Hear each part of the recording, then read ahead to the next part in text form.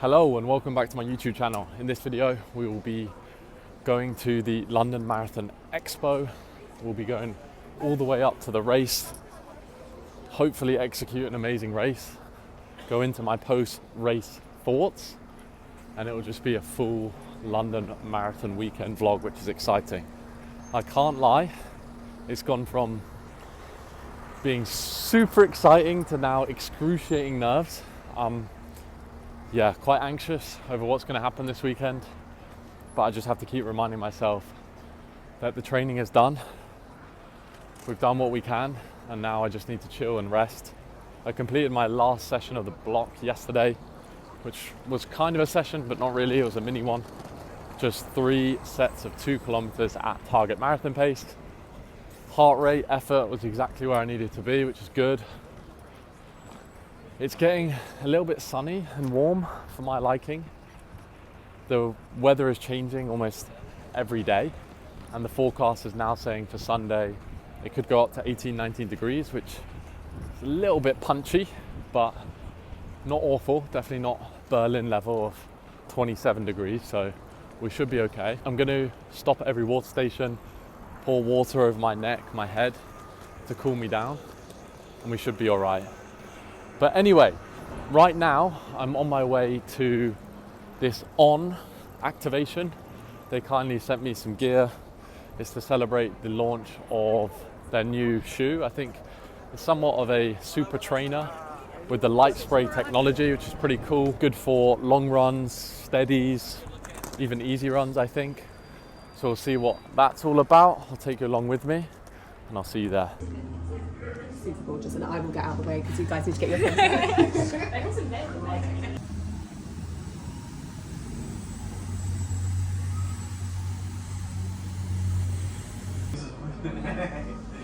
I know the Strike Light Spray was launched last year, and then. Hey, John. Do you need me here right now? I'm gonna do it. If you wanna come, please be online.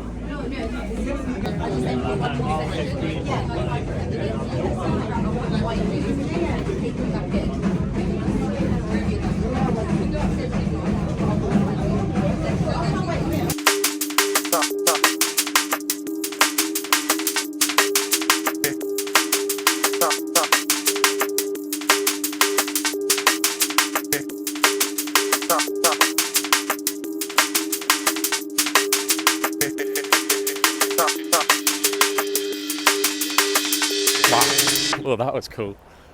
Kind of full circle moment there, where 2 years ago, my first ever marathon, London Marathon, I wore an On running vest, obviously purchased with my own money, and then to be invited to their event, to the pop-up, with loads of other creators, chatting to people running this weekend as well, was absolutely wicked. Now I'll be heading back.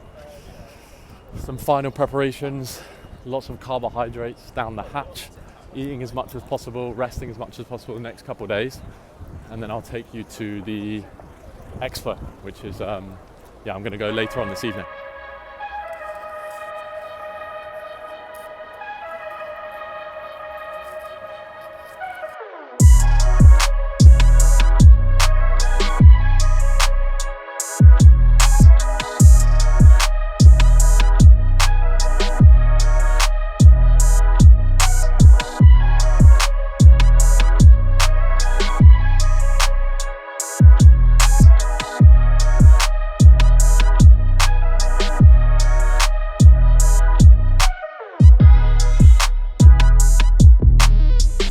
Right, the bib is acquired. Quite last minute. It is 7:30 p.m. on Friday right now. It closes the expo at 8 p.m.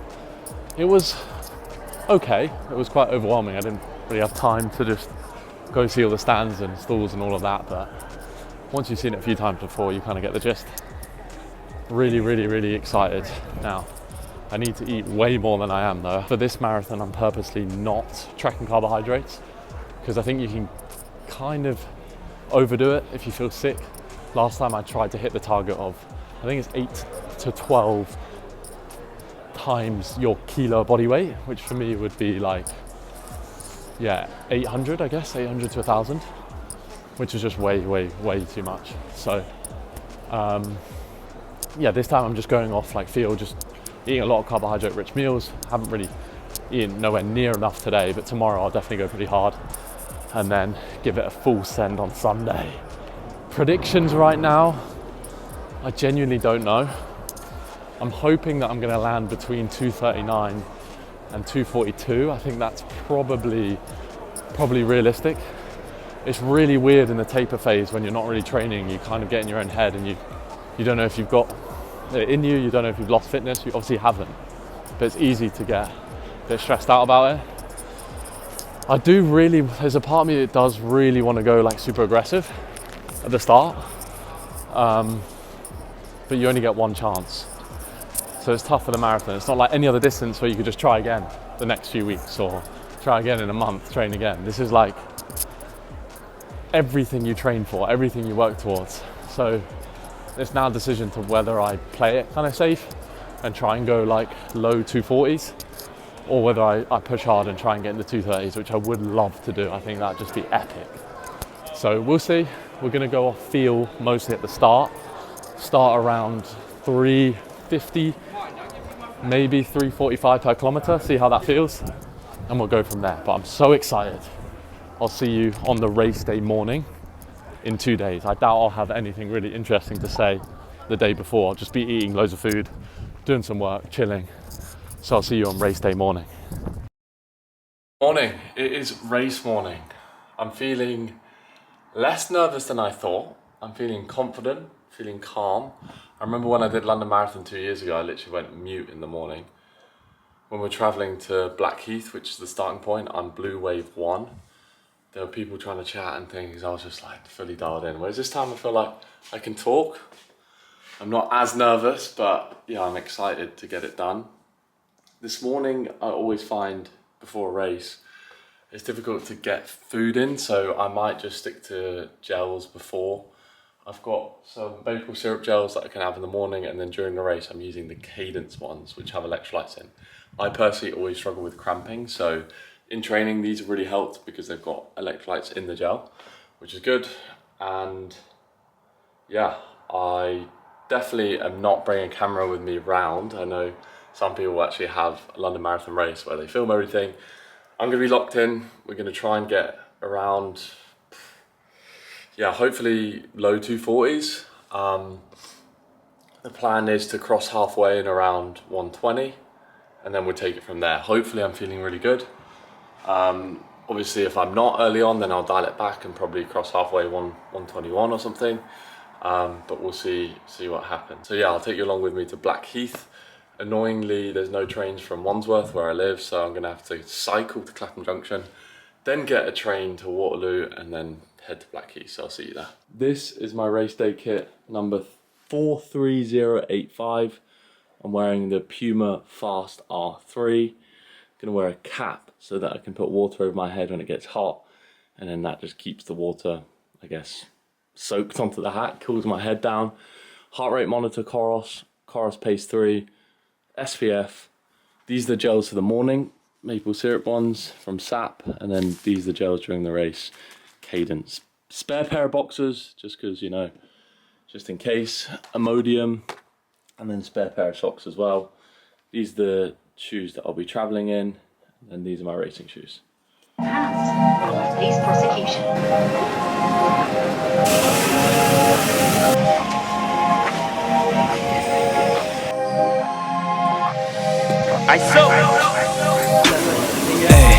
If they want the smoke, then yeah, it's no jokes, boy, it's up. In the end zone, that's a TD, we finessing job. Filling up the stat sheets and they knowing that's a plot. Right, I'll be soon doing the bag drop off, so I won't have a camera. Hopefully, my fiance Nat, my mum that's watching, any friends that are watching get some footage while I'm running. But I'm certainly not bringing a camera, just not gonna risk that. I wanna be dialed in, wanna be focused, and I'll see you on the other side. All day.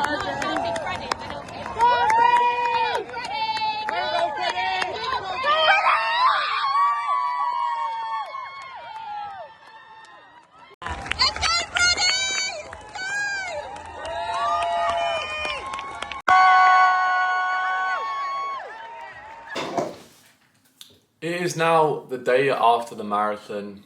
What an incredible race. The world record got smashed. 2 people ran under 2 hours, and the crowd definitely lived up to its expectations. Tower Bridge was immense. And I've woken up and I just cannot wait to do it all over again. And I've never had that experience with a marathon. One of the biggest reasons for this was because I was able to execute such a good race day plan. If you're running a marathon, the biggest piece of advice that I'd give you is not necessarily attach yourself to an exact pace. I said a few days prior to this marathon that I was going to try and attempt a 2:40 marathon. I ended up completing in 2:44, so I wasn't far off, but I could have easily at the start forced myself to hit these splits. But a good way to think of it is having a hierarchy of effort number 1, pace number 2, heart rate number 3. So effort is always your priority.